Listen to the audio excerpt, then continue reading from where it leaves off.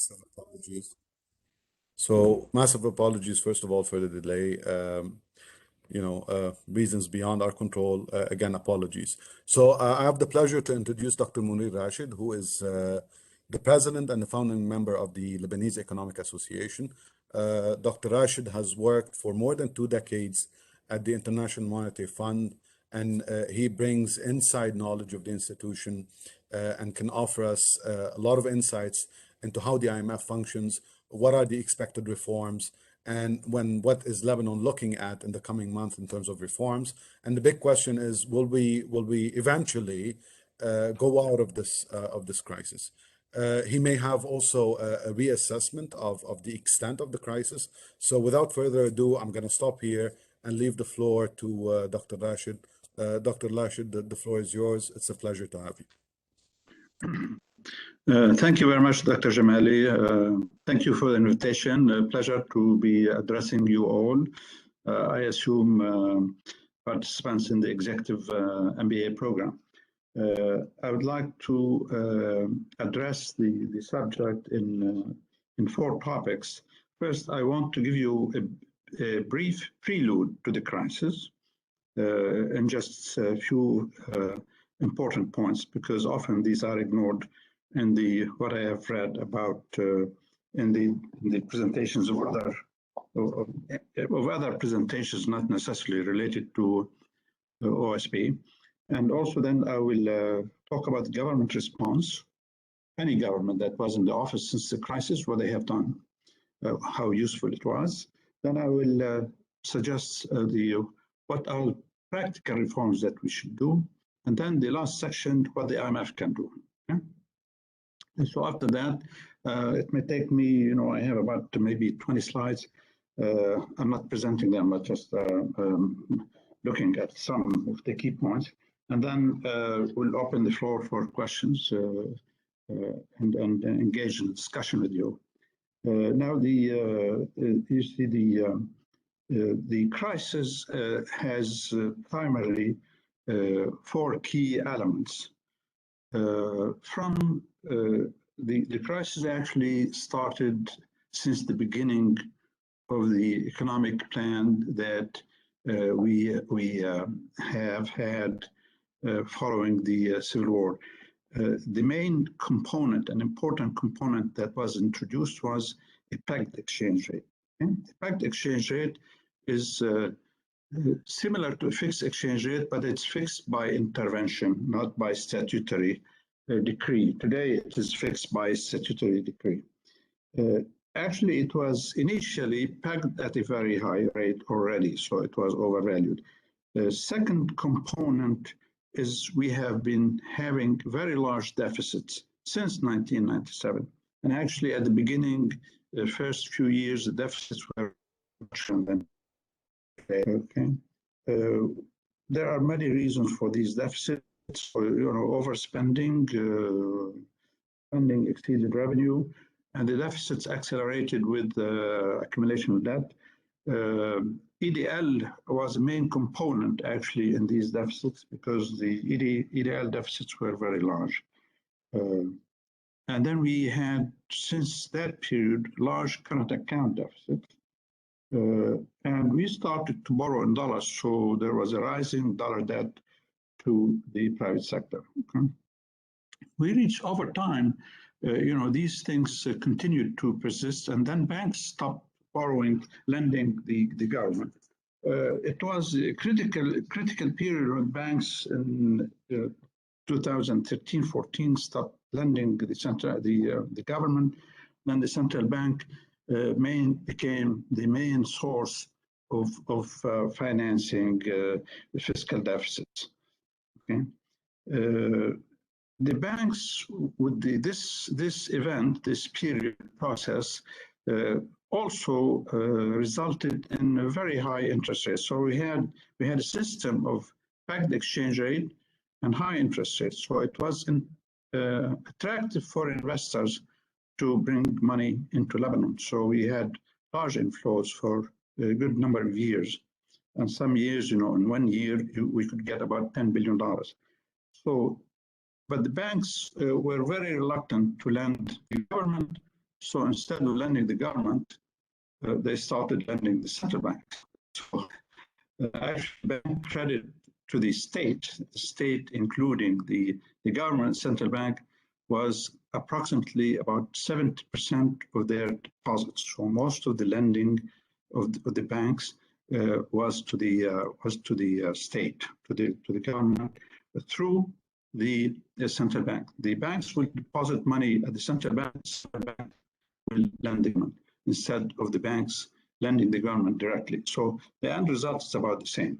Okay, this formula certainly is not sustainable, and with the overlending of the banks to the central bank, and the information coming out that the central bank, not reserves, are becoming negative by IMF reports, but also credit agencies started to realize that. They started to downgrade Lebanese bonds. Okay, so when the Lebanese bonds are downgraded, interest rates go up further, and the cost of borrowing becomes larger. So the results of this all, actually, we ended up with a high inflation and shortage of liquidity, especially when the central bank reserves in dollars were depleted, because mostly the government used most of them. Partly also the private sector used some, but mostly were used by the government. So these reserves were approximately $65 billion deposits to the banks at the central bank. So there was a shortage of liquidity. It means that businesses cannot get financing. Also, the banks, because they don't have dollars, started putting restrictions on withdrawal of deposits. So the aggregate demand shrank significantly in Lebanon. Consumers couldn't really buy stuff that they needed as usual. So this resulted in a severe recession and a drop in production at almost all levels, combined with high inflation. Okay? So we had a situation of high inflation, recession, high interest rates, high deficits, high debts. And actually in just before the October 17, in mid 2019, you may remember that the central bank stopped the activity of pegging the exchange rate at the official rate, and a parallel rate started to emerge in the market at about 2,500 and so on. So this is the main, the first indicator of the crisis is that we have now two rates, because the central bank is allowing a parallel market rate. The parallel market rate appeared at the exchange houses. The official rate remained at the central bank, but accessibility was limited because banks deposit most of their money at the central bank. Actually, banks did not have enough dollars when there's a rush. At any moment, actually, if there is a rush to withdraw deposits from any banking system, banks don't have that liquidity. So this is the situation that beginning of the crisis.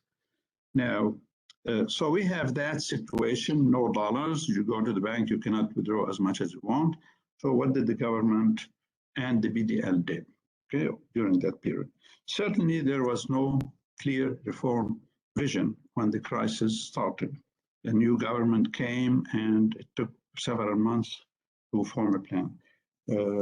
But the measures, aside from the Diab's plan, because Diab's plan is irrelevant because it was not applied. Actually, it had many negatives that became irrelevant. Okay. Most of the measures that were taken were counterproductive. Okay. First, the government, including government Diab, in its vision, it focused on managing the crisis, then getting the economy out of its recession. They focused on managing losses rather than reforming the economy and having the economy get out of recession. So the focus on losses, so there was a debate on calculating how much losses are. And they were aided by Lazare Frères, a consulting firm. And that company and the government agreed the total losses were about $94 billion by the whole banking system. This is a very large amount of money.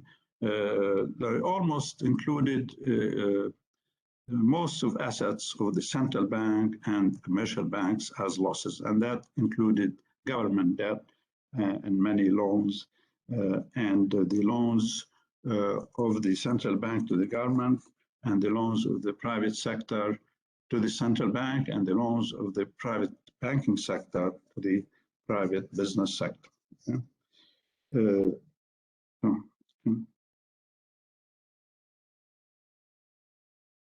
So the question is that arbitrary termination of the PEG, was it the proper action? We know from the data that actually at that moment the central bank had about $35 billion in cash aside from gold.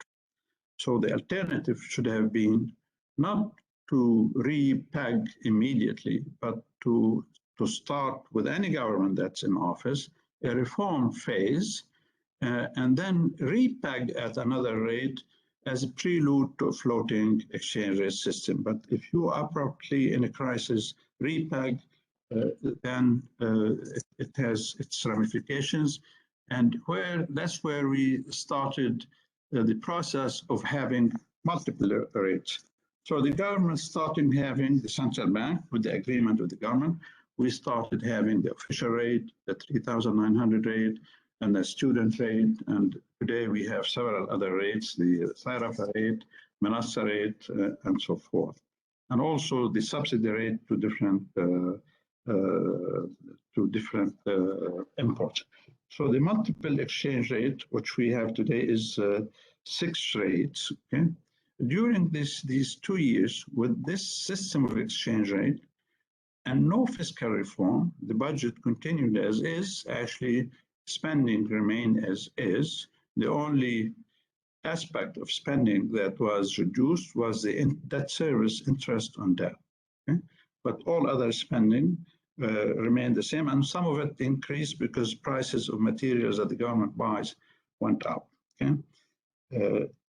Between 2020 and 2021 until July, August, the central bank and the spent in financing the balance of payments to the tune of $18 billion.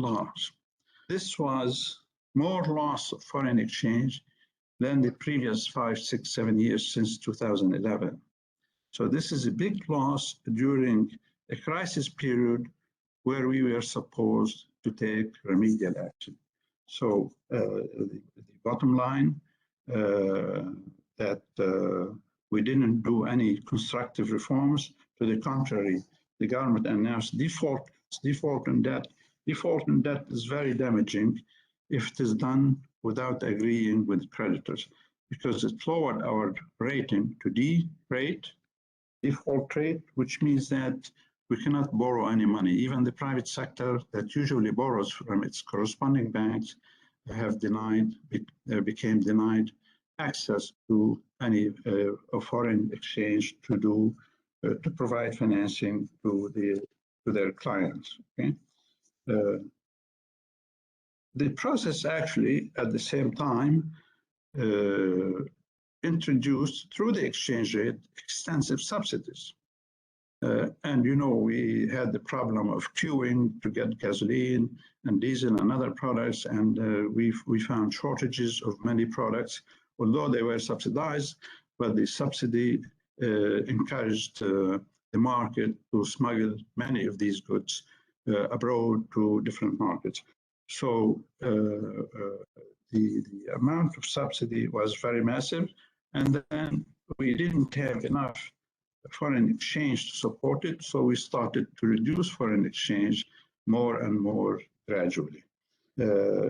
which this shows that actually the central bank became operating as a government. All these subsidies should be fiscal subsidies. The actual matter, they became central bank exchange subsidy and indirect subsidy to consumers. So these indirect subsidies, they benefit all segments of the society, and actually perhaps those who are richer benefited more than those who are poorer. For instance, the big subsidy to the fuel, the wealthy families consume a lot more subsidies, more fuel than other consumers. Okay? Now, the other component that you all know is with these multiple rates, there were restrictions on withdrawals, but there were significant haircuts because, for instance, until today, the exchange rate, if you want to withdraw dollars, bank dollars, you are paid unless you are applying circular or decree 158, where you are allowed $400 in cash and then $400 in Lebanese pounds at 12,000, I believe. Now you are paid per dollar 3,900. So this is actually a haircut of about 84% of your dollars. So the crisis culminated, continued to build up actually until today. Okay? So until today, we have new government, has been in place for about 2 months. Cannot officially meet. Maybe they have some side meetings, but the new government did not announce actually any. The new government, sorry, I have to. The new government did not announce any clear plan. We have heard, that the Prime Minister at one time in the cabinet statement that they want to preserve deposits. But a few days later, he said that there'll be a distribution of losses, and those with deposits above $70,000 will bear some of the cost. So it's a bit, in a way, confusing when in the official statement they say they want to preserve deposits, and then they'll say there will be a haircut, and the approach is to have a process of sharing the losses. But now the important issue is, who to blame for the losses. Is it the government? Is it the banks? Or is it the depositor? Or the three of them? The process, in my view, is that the main responsibility of where we are is the government and the state in all its institutions. The government includes the central bank. Central bank is not an independent institution. It's independent in part of its policies, for instance, but the exchange rate is determined, and all these 6 rates I mentioned, determined jointly between the Ministry of Finance and the central bank. So the central bank plus the government, especially the Ministry of Finance, are the bodies or the institutions who are responsible for where we are. Now, the central bank has a supervision department, risk supervision department. According to the money and banking law, actually banks were not allowed to lend to any single entity more than 10% of their portfolio, their loan portfolio. They lend 70% of their deposits to one single entity, which is the central bank and the government, because through the bonds that they have held and through the in local currency and in foreign currency. So the central bank, you can blame them for not being prudent, but also they should have been stopped by the risk management department of the central bank. Central bank, because there's a herd mentality. You know, if you are bringing in deposits from abroad, you pay 6%, and then you turn again and redeposit these funds at 8% central bank, you make 2% without any effort. So it's just simple transaction. So they didn't have the wisdom to see the future, that this is a critical situation. But this is often happens by the banking sector, by individuals. We don't expect a common layperson depositor in a bank to see the crisis, because had you have seen, or any one of us, the crisis coming, let's say in beginning of 2016, we would all could have drawn our money, took it out in cash, or transfer it abroad, or bought property with it. Okay? So the situation is as is where we are. We don't have access to our accounts. Now, the main concern of, which is not really emphasized, the main concern of the Lebanese citizen, individuals, is, well, we know that there is a recession and some people have lost deposits, but their main concern also is, can they get their deposits back? Okay? And in that regard, actually, to the contrary, what we hear, there were rumors yesterday that there is a process of lirification of the deposits, that paying deposits in dollars, turning them into Lebanese pounds. We don't know, they didn't say at what rate, so we don't know that. So although there are some assurances given to depositors, but the fact of the matter that it's a very clouded area, and there is fear that the repeated emphasis that losses should be shared between depositors, banks, and the state, the government, meaning central bank and the government, makes clients of banks, depositors, very concerned that this may happen. Now, I proposed in an article about a month ago how we can really get back, how can the government can get back and assure that depositors get their money back. Now, deposits, at least end of the previous month, were about $106 billion. Now, if you dissect where are these deposits, there's 65 billion, actually I get the 65 billion by elimination, 65 billion as a residual are deposited by the banks at the central bank. Okay? The remainder of the deposits are loans to the private sector in dollars. There are Eurobonds held by banks. There are also foreign assets that remain in banks in the form of cash, some of it with corresponding banks, and some of it as equity, especially in their branches. So actually the 106 billion is known where it is. Now the loans of banks to the private sector have a collateral.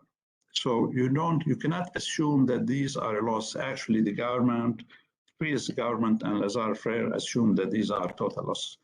If you liquidate the bank, then you get these assets, and these assets are sold, and the equivalent is given to the depositors. So the risk, actually, the only amount that doesn't have a collateral is the deposit of banks at the central bank, 65 billion. All others, either they are in the form of bonds, or they are equity in branches, or they are in cash, or they are in Eurobonds. Okay, so we know actually where the money is, and the risk, the biggest risk is for the amount of money that's deposited at the central bank in dollars, which the government has spent. So this 65 what remains of it is only 14 billion. Okay?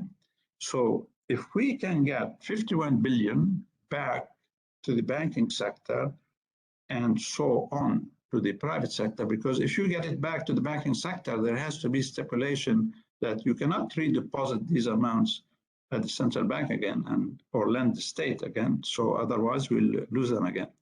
How can we get these 51 billion? The only way, because if you don't get the 51 billion, it means the 51 billion will be a loss, and that will be the haircut, which means that the haircut is about 50% of almost 50% of all deposits. We can get the 51 billion through corporatization of the private sector. I'm not saying corporatization of the public sector. I'm not saying selling the public sector, turning a public monopoly into a private monopoly. You corporatize by issuing equity for gradually for the entire public enterprise sector, starting with the mobile phone. The mobile phone in normal times, of course, if you do this, you have to do reforms, you have to improve management. There's a process to do it the same way as you do initial public offering, IPO in the stock market. Okay, so there's a process, a valid and well-known process of privatizing the public sector. The mobile sector, in normal times, it was gaining $1.5 billion. If an entity earns $1.5 billion aside from taxation, what will be the equity worth, the worth of that company in the market? It at least, if you assume 6%, you will have to find, you can calculate that entity, that enterprise is worth 16 or 17 billion dollars. So there's lots of value for these institutions, and the value also comes from the licensing, the restricted licensing that they are granted. So mobile can fetch 16, 17 billion. Middle East Airlines can fetch between 3 to 5 billion just because it has a monopoly. It has limited competition when you fly, let's say, between Beirut and London. The only other airline that's competing with you is British Air. So you have this license that gives you the ability to transport 3 million people or 4 million people per year. So this is brings in lots of revenue. So if you privatize, there's a process of privatizing the management of these companies and then issue securities, place them on the Beirut Stock Exchange, and then you can design a process where depositors have primary access in the first round of placing these securities in the stock market to return their deposits. After that, it will be open to everyone. After all the shares are being sold at Beirut Stock Exchange, then trading is free in any way you want, very much like Solidaire today. These not the same principle of Solidaire in terms of structuring these companies. You are managing, you are privatizing management, preparing them as an IPOs, listing them on the market, and depositors and non-depositors will be able to buy them. So the only way to compensate depositors is the deposit dollar is equivalent to a real fresh dollar. So this is an essential, otherwise you cannot compensate depositors. The other important reform that we need to do is to float the exchange rate, to float the exchange rate. It's meaningless to have 3 or 4, 6 exchange rates. You are applying haircuts, unjustified haircuts in depositors. There's fear that there will be inflation. I don't think inflation will be dramatic as a result of floating, because as we know today, almost all goods except those that are being subsidized are being sold at the market rate. And if you go to the market, supermarket, you find that prices are being adjusted to reflect the changes in the exchange rate. So it's important not to fear floating. There's no alternative to floating, whether we have an IMF program or not, or without it. Floating will resolve a great part of the crisis we are in. And the floating means that if you go to the bank to withdraw dollars and the bank doesn't have dollars, they can give you the equivalent in Lebanese pounds. So today, if you go to a bank and say, I want $100 and they don't give you the 100, but they give it to you in Lebanese pounds, you'll be happy and you can take it because you can purchase dollars in the parallel market. Okay. So these are the main points that I want to say that the other important actually measure that we should do.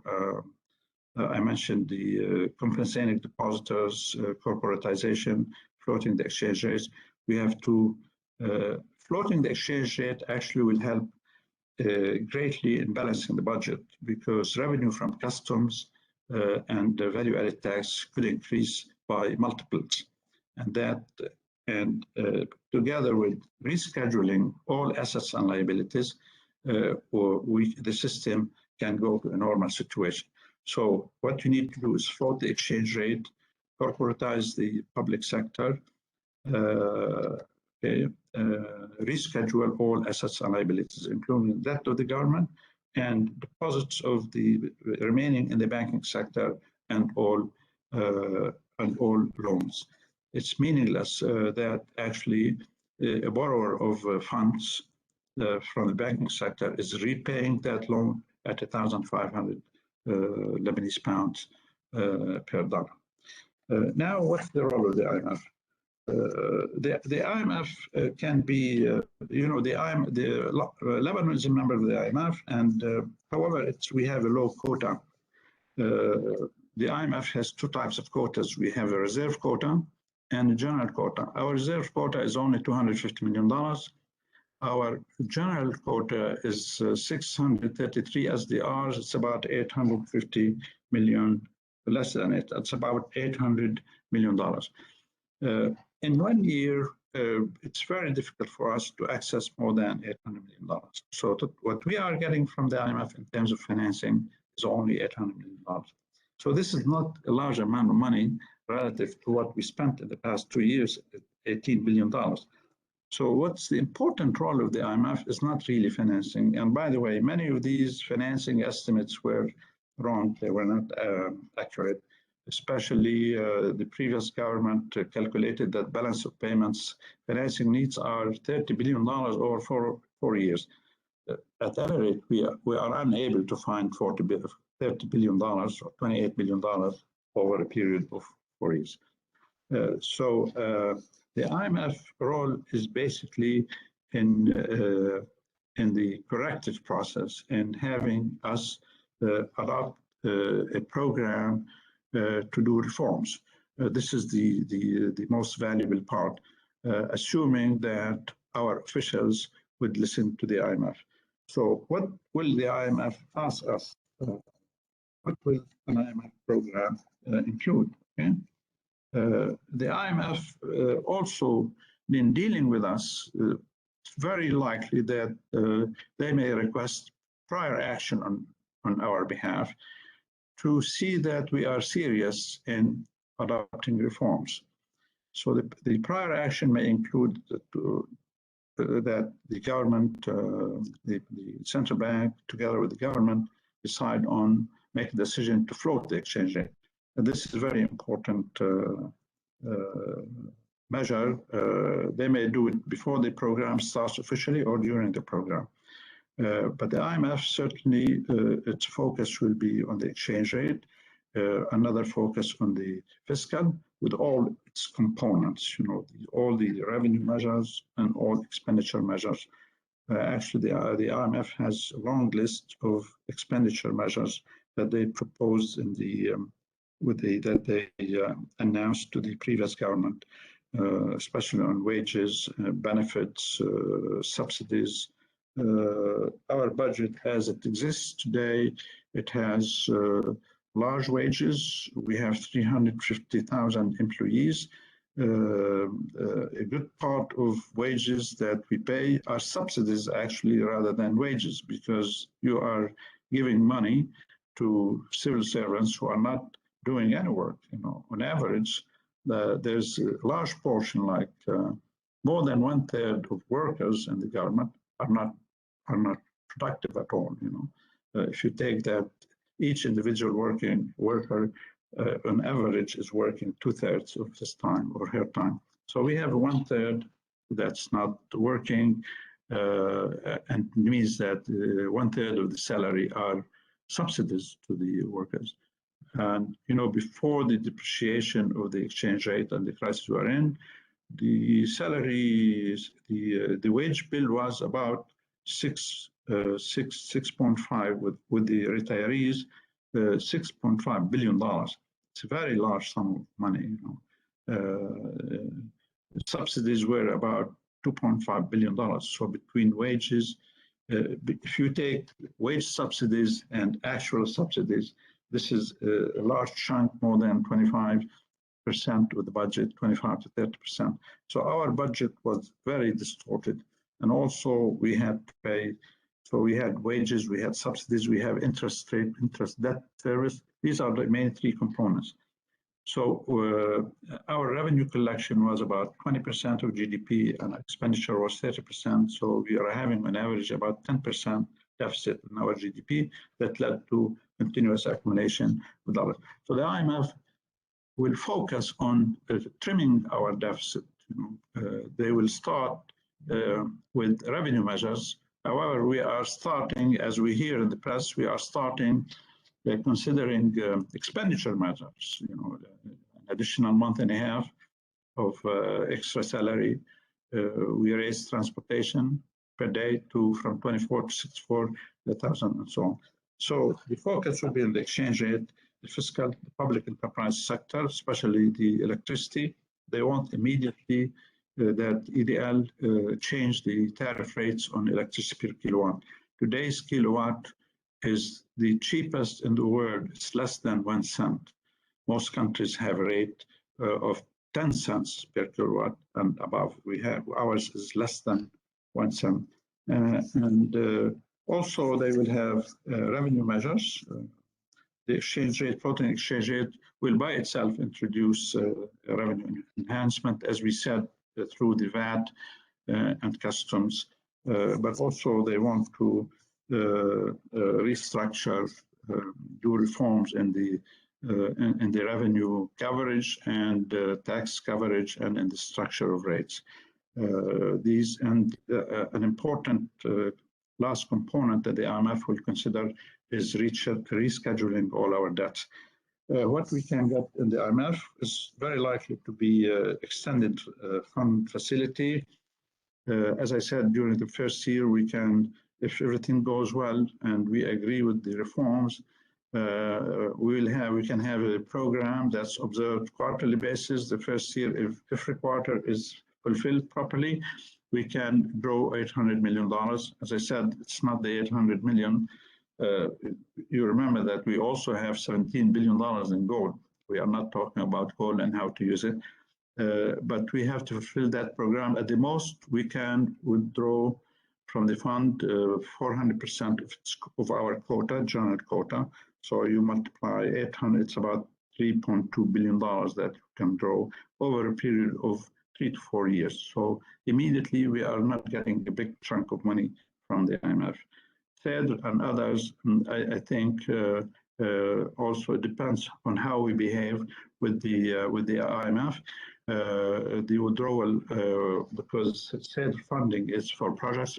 Projects take time to implement. So the process of getting funding from especially the European Union and other donors from Asia and the US and Canada will be a very slow process. These are the main points that I would like to address.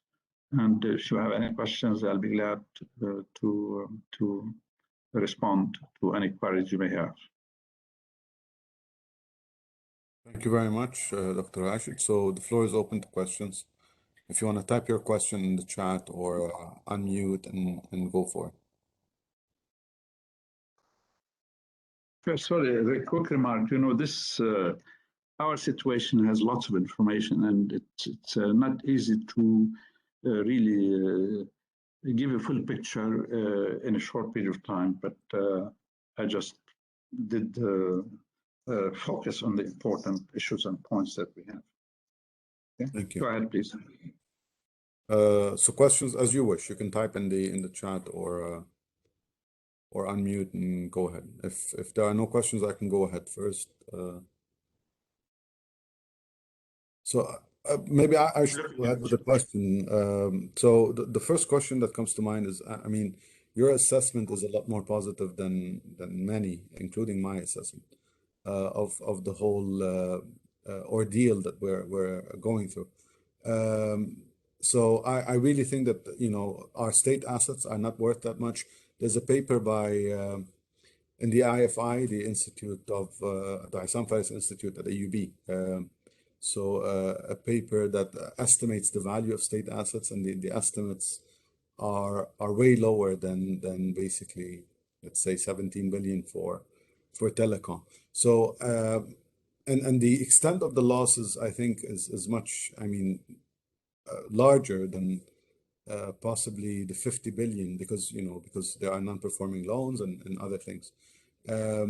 So can we really say that fixing this could amount just to corporatizing the state assets, or is it deeper than this?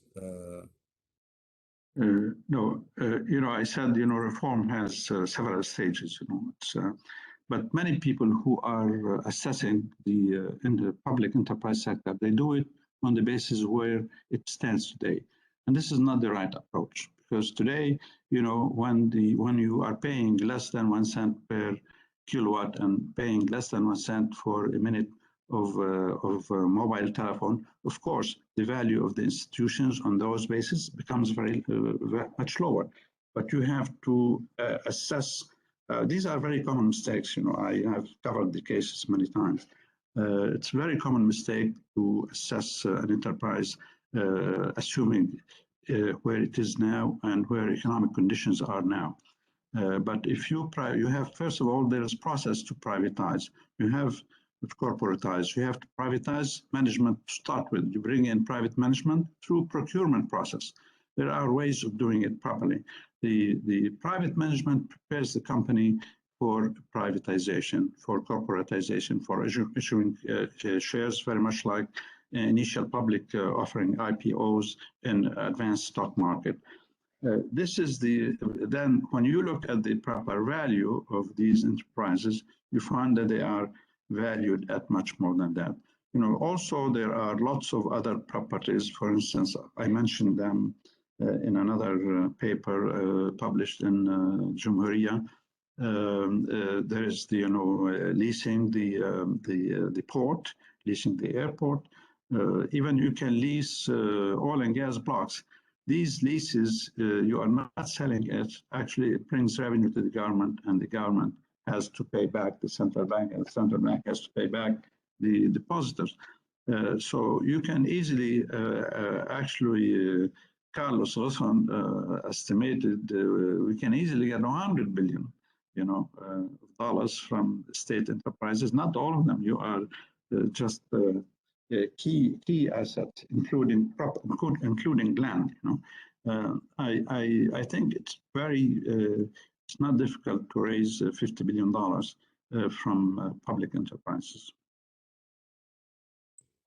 And the question is, because, you know, the key issue is basically what happened. Banks deposit money at the central bank, and the government spent it. Our case is less complex than perceived. Those who estimate losses, you know, they think all Eurobonds are lost, all treasury bills are lost. No, there's no country, they assume that the government should pay them back. There's no country on earth that can pay its debt. You know, the US has about $20 trillion of debt they cannot pay. Actually, they add on it every year. so Japan, so most European countries. As long as you have a deficit, you increase your debt. The important thing is to service your debt. When you restructure your budget and you improve your revenue and expenditure, you streamline your expenditure, you will be able to, you reschedule your debt, you'll be able to service your debt. So all of those will be honored, you know, the debt by the private sector to the government. Because the bond, the Eurobond is a collateral for you. You have, government has a liability. Banks' deposits at the central bank don't have a collateral. So it's very important that these be repaid, and the trust and the confidence that the public will have in the banking system and the government, the economy will start its revival process on its own, especially when you do all the other measures like floating exchange rate. Floating the exchange rate does wonders. And I witnessed it, and my friend Saleh and Suli was with us, you know, in the countries that who did floating together with good fiscal policies. You cannot just float without good policies. It did miracles in terms of helping the economies recover, and especially in terms of expenditure switching. Okay. Thank you.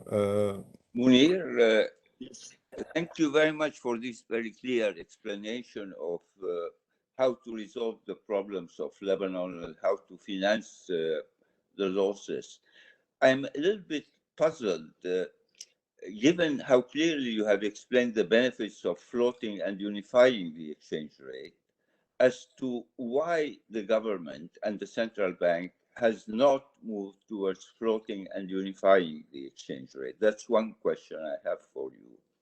The other question is, given the fact that there are so many uncertainties right now at the level of the government, how can the IMF be assured that the reforms that are envisaged under a fund-supported program will be put in place?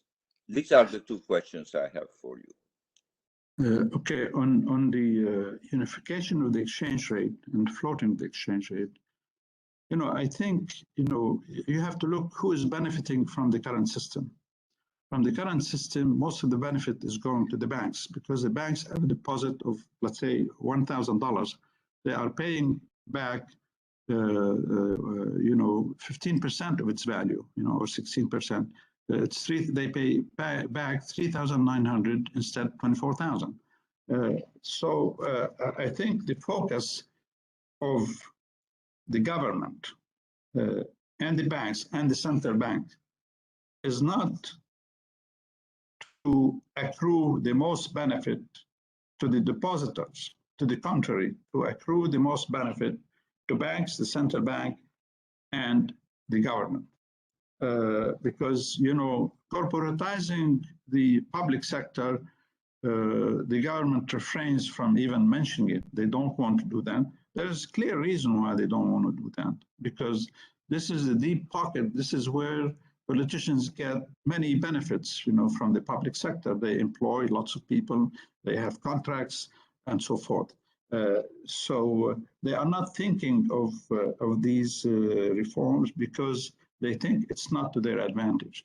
Many sectors in the economy, because they don't really see the long-term advantage to them. They see the short-term advantage. When you unify the exchange rate, the private businesses see the advantage. And actually, when they do trading, buying and selling at the market rate, they are very happy, and they are all reporting, especially industry and agriculture, booming markets.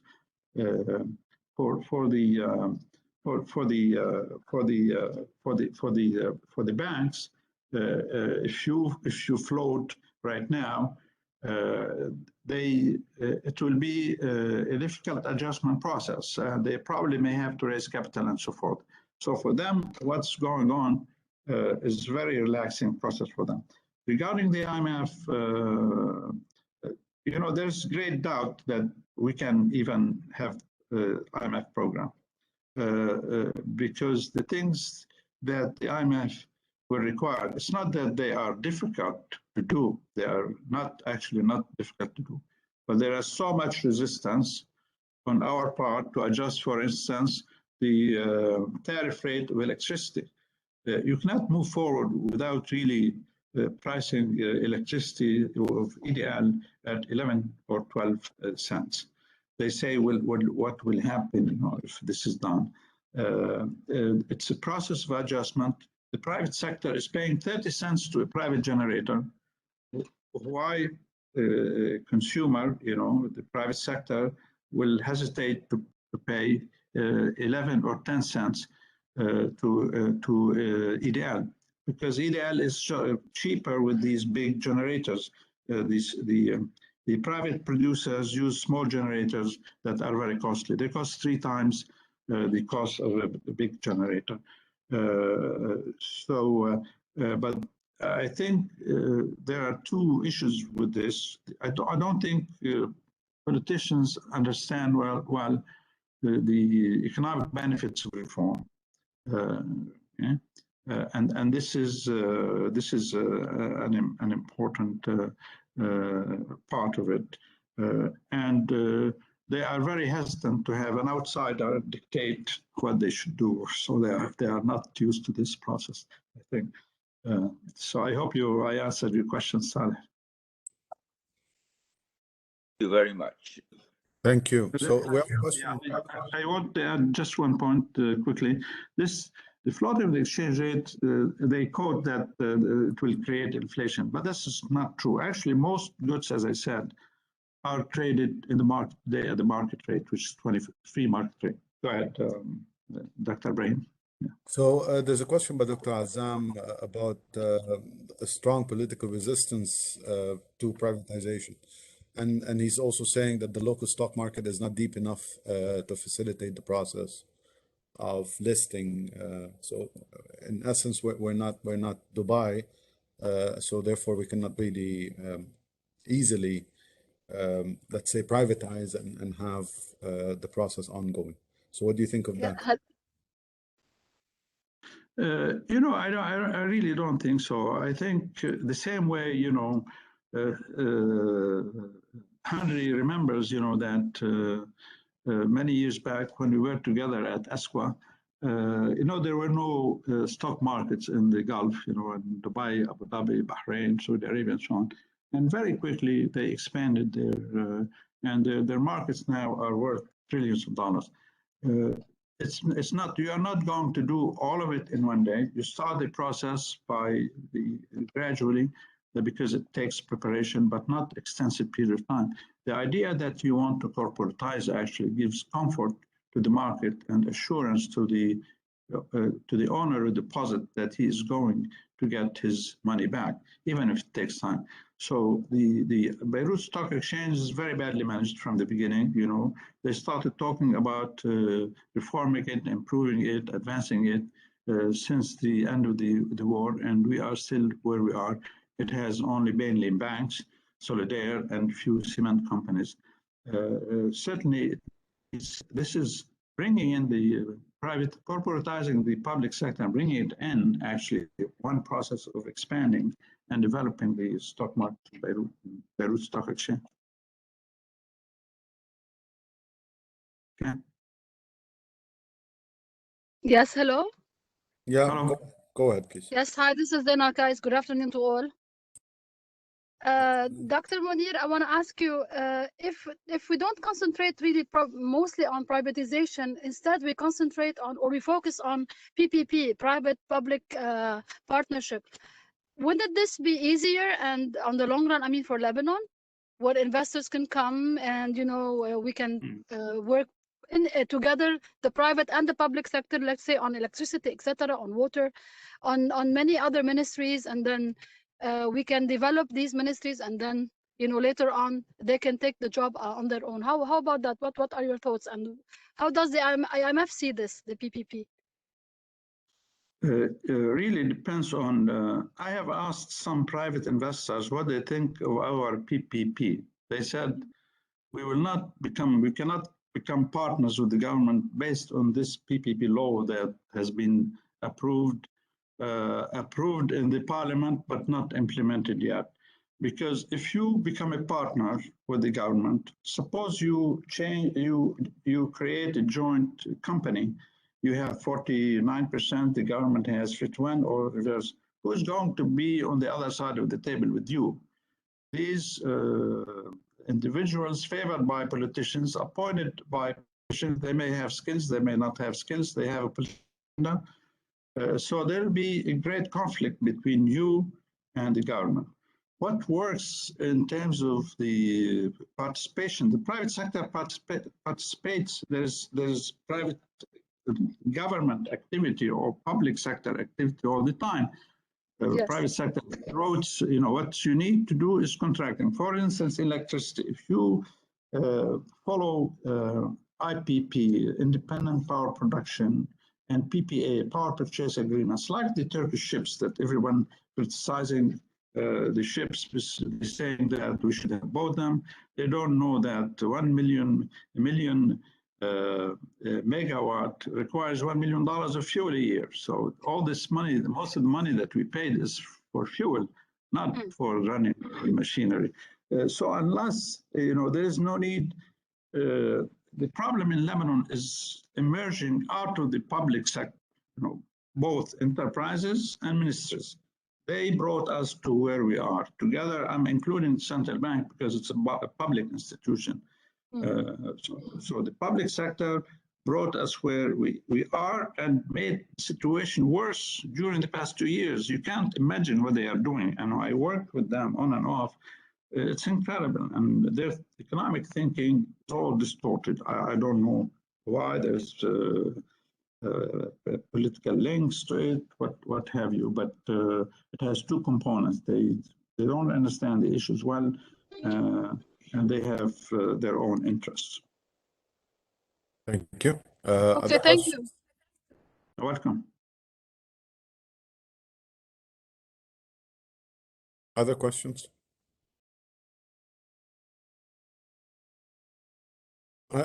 Actually, I want to go back to the issue of losses because I think this is very important. So I think that the losses that accumulated in the system are due to an overvalued exchange rate.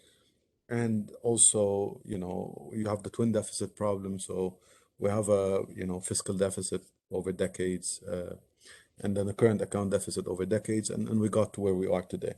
But a large chunk of the losses has to do with the central bank pegging at the lira artificially, in a sense. And losses have accumulated in part because of that in the system. In part only, not really. It's not the majority of it. Majority of deposit of reserves of the central bank were used by the government. Okay.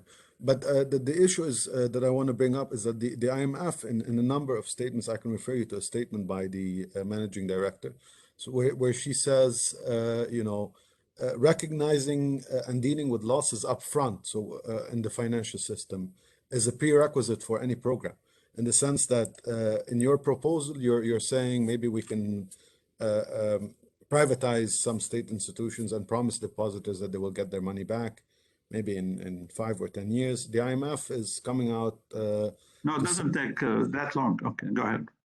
So the IMF is emphasizing upfront taking of losses, number one. And second, I've seen that in one of their reports, not their reports, their briefings, I guess. They are, their estimates seem to be broadly in line with the Lazar plan estimates of the losses. So their assessment of the losses in the system are as big, and we read in the press even bigger than those of the Diab government. So what do you think of that? You see, the IMF initially has accepted Lazar losses. Okay? And actually, I have a table, still kept it from several months ago. They estimated losses of the central bank at 173 trillion Lebanese pounds, like $120 billion. This is crazy. And this is that you have to wipe out of the books of the central bank. Those losses are imaginary. The Lazar plan, I disagreed with them strongly, and I wrote them statements. They answered me on their wrong estimation of the balance of payments financing needs. But on the calculation of losses, I still have the correspondence.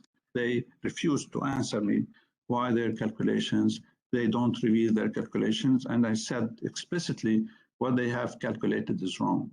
Okay? So the losses are very clear. And I don't think, if you, in a crisis situation, you cannot assume that the private sector that defaulted on its loans because of the crisis, this is a loss, complete loss, because that institution still has the assets. And actually, the lender, the bank, has more collateral than the original loan. You know that banks, at least they require collateral 100% and even more. So all the valuation process today cannot be very accurate. But to conclude that all government debt is a loss, and that's what they did with the central bank. Central bank credit to the government is about 65, 70, more than that, 70 trillion. We know today that the center, who is financing the government today, the past, since the crisis began? They are not borrowing from banks, they are not borrowing from me, they are being financed by the central bank. If you look at the balance sheet of the central bank, can you find the number where this credit to the government? You'll not be able to find it actually, because it's buried in other items. So if you come and conclude that all of these are losses, I don't think it does us any benefit. If the deposits of banks at the central bank are a loss, and the easiest solution to the problem we are having is to impose a haircut. You say 65 billion at the central bank are lost because the government spent them, and then we take them out of deposits. This is the simplest solution you can impose, but it's the worst, with the worst results. The implications of it will be very, very dangerous, and Lebanon will not be able to come out of it, aside from having, legal battles between the private sector. I know the private sector is already suing the government and the central bank and banks in other countries. There will be a legal battle. The Lebanese government will not be able to get out of it, and it has serious damages. The government will not be able, even the central bank may not be able to deposit assets in other banks, in corresponding banks and other places. So they should be careful and aware that this policy of a haircut, they should forget about it. They shouldn't even think about it, because it's wrong and it's not fair. And the depositor, whether the depositor is rich or poor, doesn't matter, because they both get their money the same way. So they deserve to keep their money. They should be properly compensated. Thank you. Okay, thank you. Questions? Brahim, I have a question. Please. Mounir, excellent presentation as usual. Thank you. I want to ask you, there is a law in Lebanon that says foreign debt can only be repaid in Lebanese lira.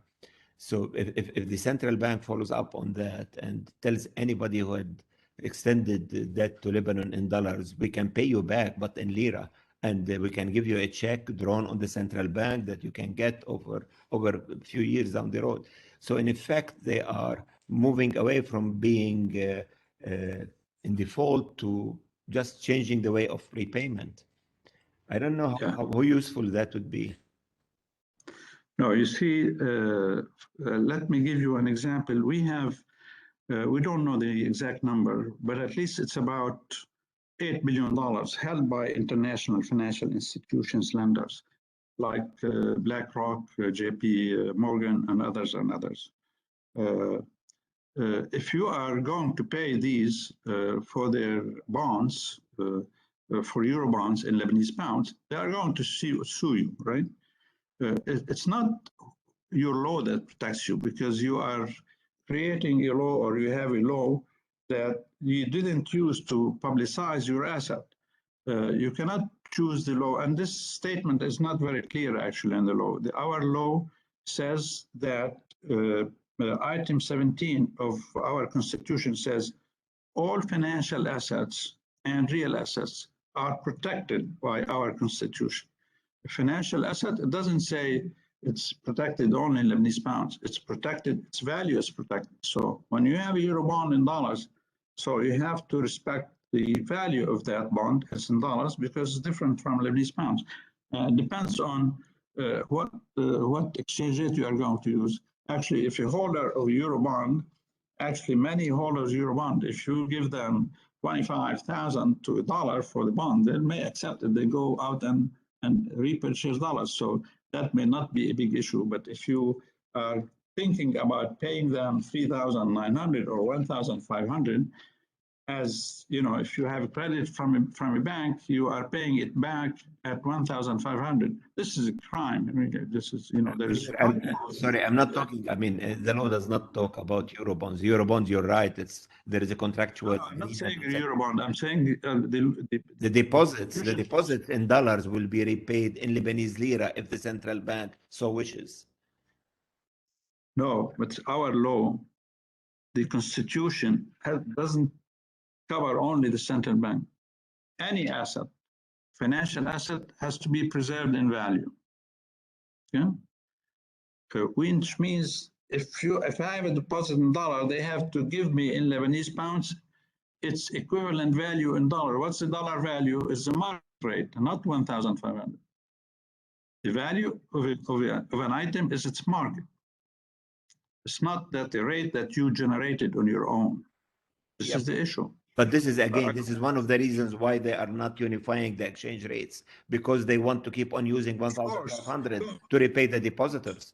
Exactly. Of course, they are doing it in favor of banks. This I was answering Dr. Saleh. But this is the approach to clients, depositors. It's very clear, to me at least. I hope I answered you. Thank you. Are there questions?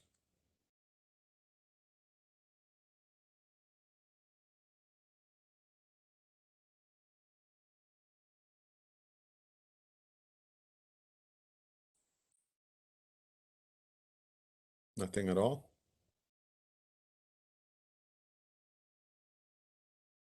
If you want, you can use the chat room and I'll pose the question on your behalf as you wish.